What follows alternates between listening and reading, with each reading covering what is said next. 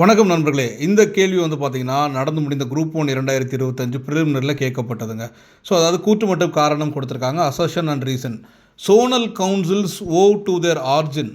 Sonal council பற்றி கொடுத்துருக்காங்க. இந்த zonal councils owe to their origin to the constitution. Zonal council பற்றி கான்ஸ்டியூஷனில் சொல்லவே படலை. கான்ஸ்டியூஷனை எனாக்ட் பண்ணதுக்கப்புறம் சோனல் கவுன்சில் அப்படின்றது பார்த்தீங்கன்னா 1956 ஸ்டேட் ரீஆர்கனைசேஷன் ஆக்ட் கீழே தான் வருது.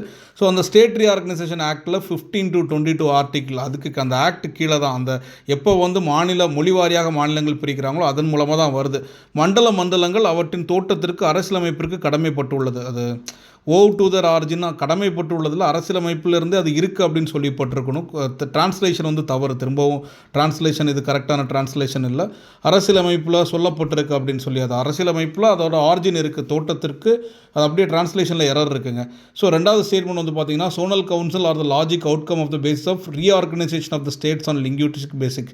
மண்டலங்கள் மொழி அடிப்படையில் மாநிலங்கள் மறுசீரமைப்பின் தர்க்க ரீதியான விளைவாகும். 1956 கவர்மெண்ட் ஆஃப் இந்தியா ஆக்ட் கீழே தான் அது வருது. 15 to 22 ஆர்டிகல்ஸ் படி முதல் ஸ்டேட்மெண்ட் தவறு அப்படின்னு பார்த்தீங்கன்னா A and 2 are correct, A and are correct, A is correct. இது மட்டும்தான் கரெக்ட், ஆர் தான் கரெக்டு, ஏ தவறு.